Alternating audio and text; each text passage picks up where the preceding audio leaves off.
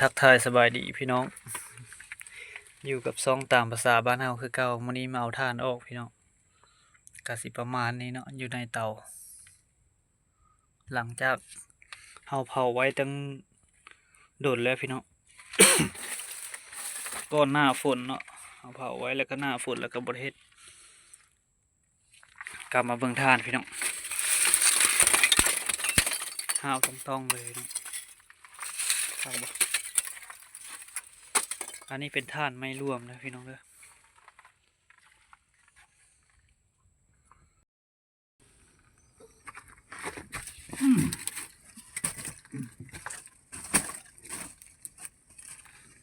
ทักทายสบายดีเด้อพี่น้องเด้อทักทายสบายดีเพื่อนนั่งทั้งในและต่างประเทศเนาะ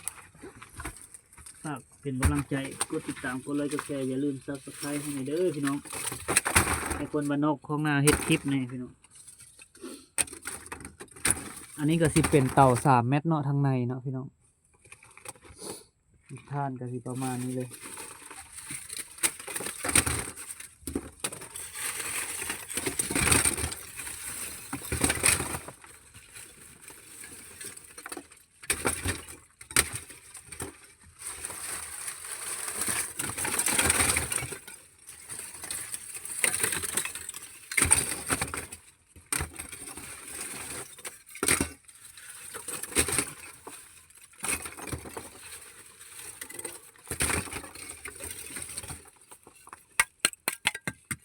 เสียงท่านพี่น้อง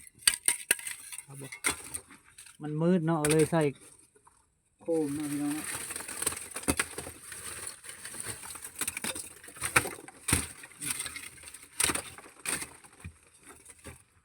เดี๋ยวให้พี่น้องเบิ่งบรรยากาศทางนอกเด้อพี่น้องเด้อ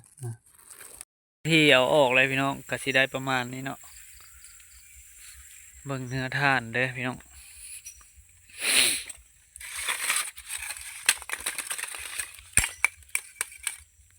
ก็สิห้าวต้องเลยพี่น้องเนาะถ้าห้ายใส่เป่าแล้วก็สิได้ประมาณ90หรือ100นี่แหละเนาะเฮาก็ประมาณบ่ถึกแล้วแต่บางเทื่อที่ไฟไหม้น้อยไม่หลายเนาะบางทีไฟกินหลายก็บ่ฮอด100เนาะบางทีไฟกินน้อยก็ฮอด100เนาะพี่น้องเตา3 เมตร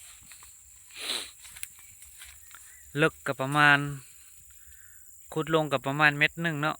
ความสูงกับประมาณ1.50 เมตรก็รวมกับประมาณ2.50 เมตรนี่แหละพี่น้อง